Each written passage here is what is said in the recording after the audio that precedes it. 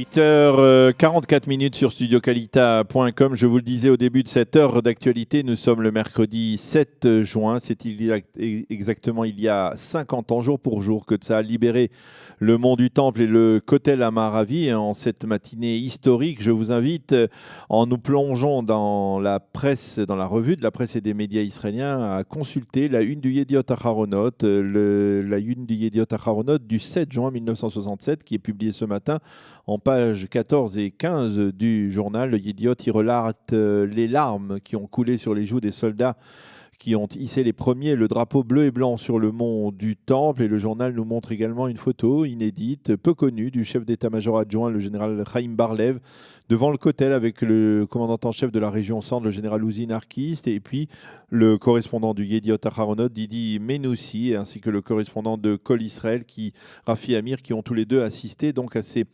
instants historiques. Nous ne pouvions pas faire moins que de le mentionner en cette matinée historique. Le reste des titres dans la presse, les médias et les sites d'information en Israël.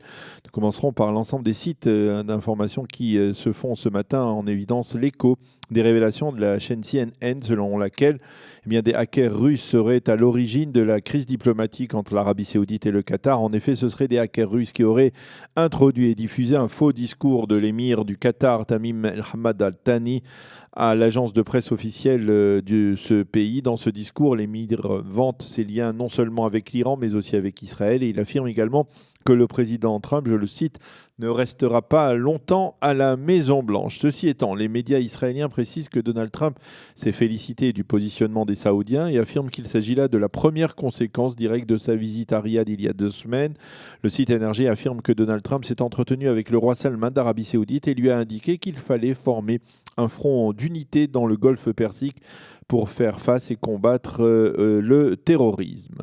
Le Haaretz lui indique ce matin en première page et en page d'ouverture de son site que l'isolement du Qatar pourrait avoir des répercussions négatives ou même très négatives sur l'État d'Israël. En effet, selon le Haaretz, cet isolement de l'Émirat devrait avoir pour conséquence l'arrêt du financement du Hamas par Doha et donc provoquer une situation d'instabilité dans la bande de Gaza. Selon les estimations des experts, il n'est pas impossible que, poussé le dos au mur, le Hamas fasse grimper la tension dans la bande de Gaza. Le journal souligne, le Haaretz donc souligne déjà que le mouvement terroriste multiplie les manifestations de protestation le long de la frontière avec Israël. En attendant, le mouvement a indiqué que, contrairement aux informations rendues publiques récemment, le Qatar n'avait pas contraint les dirigeants du Hamas à quitter Doha. Le Israël Hayom lui affirme pour sa part que l'une des exigences de l'Arabie Saoudite envers le Qatar pour mettre fin à la crise est la promesse de ne plus soutenir financièrement les organisations terroristes telles que le Hamas, le Hezbollah et Al-Qaïda. Et puis, à l'approche aujourd'hui, avec l'arrivée aujourd'hui en Israël, puisqu'elle est arrivée ce matin, de Nikki Haley, la très populaire ambassadrice des États-Unis à l'ONU, le Israël Hayom révèle ce matin en manchette, dans son édition, l'existence d'une initiative conjointe israélo-américaine visant à créer un front pro-israélien de pays qui se retirerait du tristement célèbre Conseil des droits de l'homme de l'ONU, dont le siège est à Genève, un conseil qui s'est spécialisé, on le sait, au cours des dernières années, dans la multiplication de résolutions anti-israéliennes. Cette coalition qui serait donc conduite par Nikki Haley et par Danny Danon, l'ambassadeur d'Israël à l'ONU, quitterait le Conseil s'il continue à se focaliser sur des résolutions anti-israéliennes. Danny Danon, l'ambassadeur israélien aux Nations Unies, a émis l'espoir, je le cite, que nous sommes à la veille d'un grand changement à ce sujet. Nikki Haley, il faut le souligner, était hier à Genève et dans un discours devant le Conseil des droits de l'homme, elle a indiqué que l'administration Trump étudiait donc le comportement de ce Conseil envers Israël. Elle a appelé ce forum à réaliser des changements qui mettraient fin à sa discrimination chronique, a-t-elle dit, envers l'État d'Israël. Il est absolument anormal que le Conseil n'ait pas jugé nécessaire, par exemple, de condamner les violations des droits de l'homme au Venezuela, alors qu'il fait voter en mars dernier seulement 5 résolutions contre l'État d'Israël, a déclaré Nikki Haley. Nikki Haley sera accueillie très chaleureusement aujourd'hui en Israël. Elle sera reçue ce matin par le président de l'État, Reuven Rivlin, et effectuera un peu plus tard avec Binyamin Netanyahu un survol aérien du territoire israélien en hélicoptère. Haley se rendra également devant le mur occidental, comme l'a fait il y a 2 semaines le président américain Donald Trump, sans accompagnement de dirigeants israéliens. À noter que c'est ce soir que se tiendra une séance conjointe, on peut dire même historique, du Congrès américain et de la Knesset pour fêter le 50e anniversaire de la réunification de Jérusalem. Les députés israéliens pourront participer par vidéoconférence à une séance extraordinaire du Congrès au cours de laquelle plusieurs très hautes personnalités devraient prendre la parole, dont Paul Ryan, le speaker de la Chambre américaine. Ce sera donc ce soir vers 21h simultanément à Jérusalem et à Washington. Binyamin Netanyahou a participé hier à la Knesset à une cérémonie marquant le renouveau de l'implantation juive en Judée-Samarie, des régions qui ont été conquises, vous le savez, par Tsahal durant la guerre des 6 jours, devant les responsables des localités juives de ces deux régions qui se sont plaints ces derniers jours d'un gel tacite de la construction par le gouvernement. M. Netanyahou a mis en garde ses élus. Nous pouvons continuer à développer ces régions, mais nous devons le faire dans l'unité, car notre force, c'est notre union. Dans l'histoire politique d'Israël, nous avons remporté des victoires lorsque nous étions unis. Lorsque nous étions divisés, tout le monde est sorti perdant. Ce sont des propos qui sont répercutés ce matin par le site Arutz Sheva, le site des habitants des localités juives de Judée et Samarie. En marge de cette rencontre, le Yediot Aharonot se fait l'écho en première page ce matin d'un plan massif de construction dans la partie ouest de la Samarie, à proximité du centre du pays, et dans ce que le journal appelle l'est du Gush Dan de la métropole de Tel Aviv, selon le plan mis en place conjointement, apparemment, par le ministre du Logement Yoav Gallant et par le conseil de Yeshad, de Judée et de Samarie. Ce plan porterait sur la construction, tenez-vous bien, de 67 000 unités de logement dans la région de Karné-Shomron, d'Ariel et de Modéine-Élite. Le coût d'un appartement de 4 pièces dans ces régions de Samarie, très proches de Tel Aviv et de Petah Tikva, serait en moyenne de 1,2 million de shekels, soit environ 300 000 euros. L'objectif serait de lutter contre la pénurie d'appartements à des prix accessibles dans le centre du pays. Et la signification politique est claire, doubler la population juive actuelle des territoires. C'est donc en première page du du Israël Hayom de ce matin. Enfin, pour clore ce dossier, le Israël Hayom se fait également l'écho d'autres propos tenus par Binyamin Netanyahou, qui était hier sur le plateau du Golan pour marquer, là encore, le 50e anniversaire de sa conquête par l'armée israélienne. Binyamin Netanyahou a appelé les jeunes Israéliens à venir s'installer sur le plateau du Golan. Si nous ne sommes pas là, eh bien c'est l'islam intégriste qui s'installera, a dit le Premier ministre.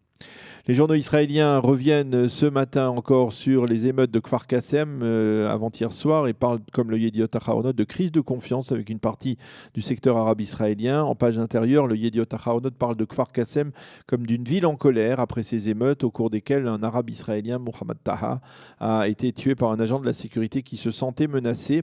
Le Yediot Aharonot publie 2 éditoriaux autour de cette tension.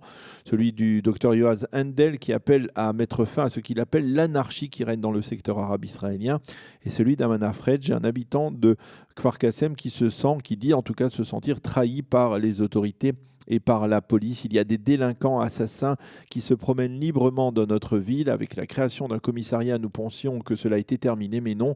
Au total, 14 assassinats se sont produits dans Kfar Kassem et aucun d'entre eux n'a été élucidé. Et nous nous sentons trahis par la police, écrit-il ce matin. Selon les experts interrogés hier après ces émeutes, l'une des raisons de l'incapacité de la police à résoudre ces crimes, eh bien, c'est surtout le refus des habitants arabes de coopérer ou de dénoncer ceux qui ont trempé dans de tels actes. Le Israël Hayom nous propose d'ailleurs ce matin le témoignage de l'agent de la sécurité qui a tiré sur le jeune habitant arabe et qui affirme qu'il n'a tiré que parce qu'il se sentait réellement menacé. Les journaux nous montrent ce matin des images plutôt stupéfiantes, des centaines de personnes les mains en l'air dans l'enceinte de la cathédrale de Notre-Dame au cœur de Paris après l'attentat commis par un terroriste d'origine algérienne à l'aide d'un marteau contre un policier sur la place de Notre-Dame. Le terroriste a crié « C'est pour la Syrie, je suis un soldat du califat ». Un nouvel attentat en Europe donc hier, une Europe qui a du mal ou semble avoir du mal à s'habituer à cette forme de terrorisme. C'est une information intéressante, mais qui figure très discrètement ce matin dans la rubrique judaïsme du site Ynet, le Rav Israël Meirlo, qui est, vous le savez, l'une des grandes figures rabbiniques les plus connues et les plus respectées en Israël, a décidé de prendre sa retraite. Le Rav Israël Meir-Lo a en effet fêté en fin de semaine dernière son 80e anniversaire et comme la loi en Israël l'exige, il doit se retirer de la fonction publique. Bien avant de devenir rabbin, mais Israël Meir-Lo est devenu célèbre en étant le plus jeune des déportés du camp de concentration de Buchenwald, dans un livre autobiographique traduit en français qui porte son surnom de Lolek. Le Rav Israël Meir-Lo relate comment il a réussi, lui qui était issu d'une lignée rabbinique impressionnante, à survivre durant la Shoah, essentiellement grâce à son frère aîné Naftali, qui avait promis à son père, le grand rabbin de Pietrkow en Pologne, de tout faire pour le protéger afin qu'il perpétue justement cette lignée de rabbins. Lolek a donc survécu. Il est devenu ce grand rabbin de Tel Aviv avant d'atteindre la fonction suprême de grand rabbin d'Israël. Et par la suite, le Rav Israël Meir-Lo est redevenu grand rabbin de Tel Aviv, une fonction qu'il occupe, on va dire presque jusqu'à ses jours, officiellement, donc jusqu'à la semaine dernière. Parallèlement, le Rav Lo est le président du conseil du mémorial du Yad Vashem à Jérusalem et le père de l'actuel grand rabbin d'Israël, David Low. Hier soir, les grands rabbins et rabbins israéliens les plus connus se sont rassemblés pour lui rendre un hommage appuyé, pour saluer sa carrière rabbinique exceptionnelle. Mais le Rav David Low, donc le fils du grand rabbin, a affirmé que même si officiellement son père n'occuperait plus de fonction rabbinique, eh bien, il restera le Rav Lo que l'on a connu et poursuivra inlassablement sa mission de rapprocher les gens au judaïsme et à la Torah. Le futur grand rabbin de Tel Aviv devrait être désigné dans les prochains mois.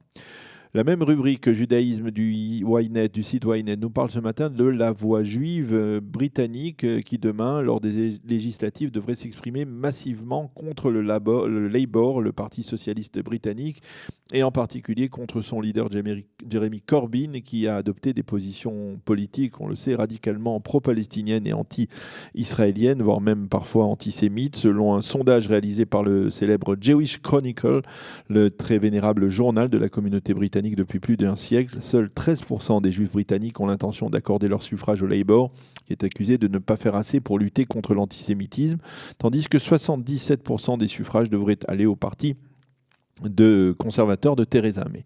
Theresa May qui est citée d'ailleurs dans le site d'information Walla et qui affirme après les attentats de Londres et de Manchester qu'elle est prête à une réduction, même à une limitation des droits de l'homme et du citoyen si cela doit favoriser la lutte contre le terrorisme. Theresa May qui a donc durci le ton et promet de lutter fermement contre le terrorisme islamiste. Pour elle, il faut que les autorités puissent être capables de limiter la circulation de suspects terroristes en Grande-Bretagne. Dans l'entourage de Theresa May, on espère que ce ton très dur et le positionnement de Theresa May contre toute forme de terrorisme de manière aussi ferme et tranchante, eh bien, lui feront gagner des voix demain lors de ces élections législatives. Le Yediot Aharonot, qui on le sait est le concurrent direct du Israël Hayom, annonce ce matin le limogeage de Dan Margalit du Israël Hayom. Dan Margalit qui a aujourd'hui près de 80 ans et qui est l'un des journalistes les plus célèbres d'Israël. Après une très longue carrière au Haaretz, Dan Margalit s'est rapproché de la droite israélienne et il a été au cours des 10 dernières années l'une des principales plumes éditorialiste et analyste du Israël Hayom, mais il a été limogé par le nouveau rédacteur en chef du journal très pro-Netanyahou, Boaz Bismuth. Selon Margalit, son limogeage est purement politique et il a été provoqué par ses articles de plus en plus critiques envers l'actuel Premier ministre. La fille de Dan Margalit, Shira, va même plus loin et elle affirme dans le Yediot Aharonot que c'est Sarah Netanyahou, l'épouse du Premier ministre, qui a exigé de Boaz Bismuth en criant apparemment le limogeage de Dan Margalit. Un mot de culture, ou plus spécifiquement de littérature, avec l'ouverture aujourd'hui de la semaine du livre hébraïque en Israël. À cette occasion, le Yediot Aharonot publie ce matin un supplément spécial. Et en première page de son édition de ce matin, le journal nous montre 10 des plus célèbres écrivains juifs et israéliens au monde. On trouve parmi eux, bien entendu, Amos Oz, Aleph Bet Yehoshua, Meir Shalev, mais aussi Paul Auster et Bernard-Henri Lévy. Et puis nous terminerons par un mot de tourisme avec le site Walla qui nous indique que la concurrence du low cost en Israël casse les prix. Les billets d'avion d'Israël vers l'Europe sont de moins en moins chers et il vous suffira ainsi d'avoir à peine 178 shekels en poche, soit environ 40 € pour acheter un billet pour la Roumanie et Timișoara qui devrait être apparemment en 2021 la capitale culturelle de l'Europe. C'est la compagnie Wizz Air qui vous propose un tel tarif, et c'est donc dans le site. Voilà. Voilà. Cela nous conduit directement à la fin de cette revue de la presse et des médias israéliens de ce matin.